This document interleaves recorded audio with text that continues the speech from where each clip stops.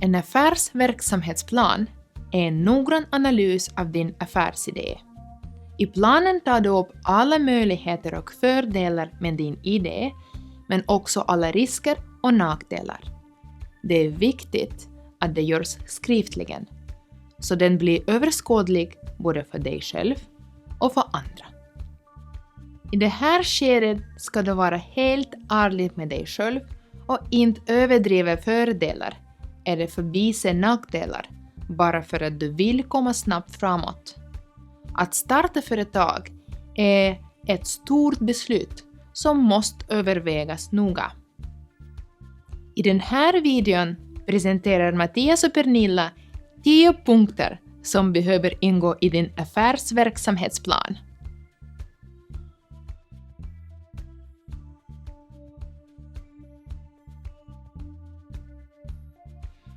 Börja med att beskriva din affärsidé.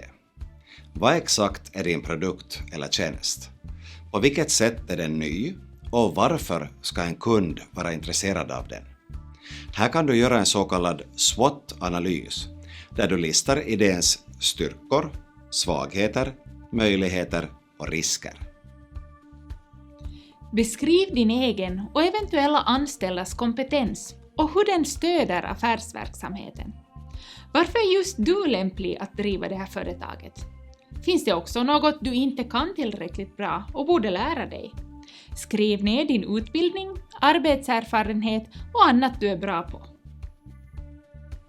Tänk på hur en kund kommer att uppfatta din produkt eller tjänst och jämför den med konkurrenternas. Är den billigare? Är den bättre? Vad är det som gör din produkt unik?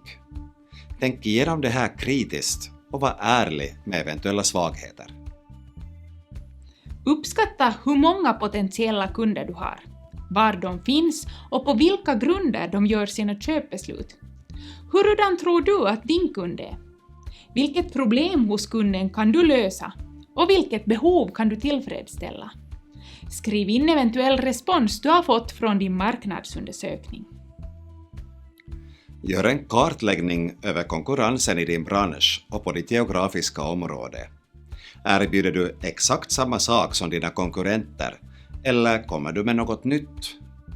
Du ska identifiera och analysera de viktigaste konkurrenterna och jämföra din egen affärsidé med deras.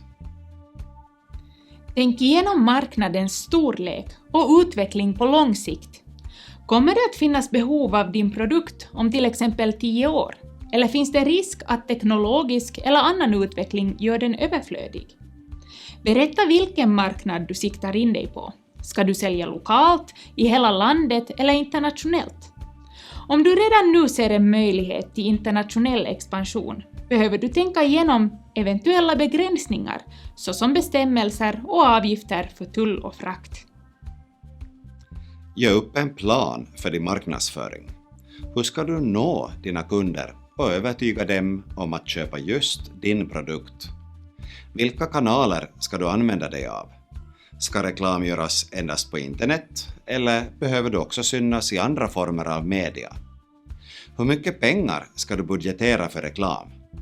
Fundera på hur du vill att ditt varumärke presenteras.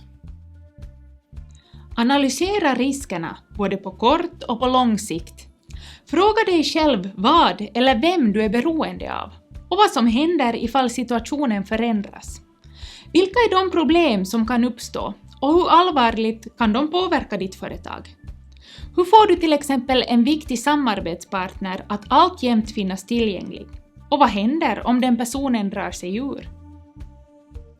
Om du kommer på en unik idé och lanserar en helt ny produkt ska du beskriva hur du hindrar någon annan från att kopiera den. För en teknisk uppfinning behöver du kanske patent så att inga andra får kopiera den under en viss tid framöver.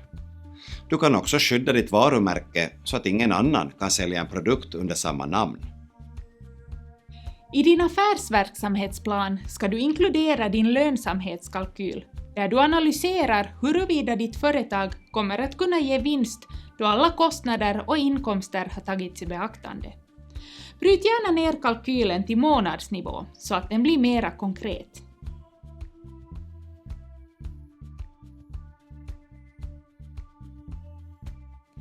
Gör din skriftliga affärsverksamhetsplan så detaljerat som möjligt, gärna baserat på de 10 punkterna i den här videon.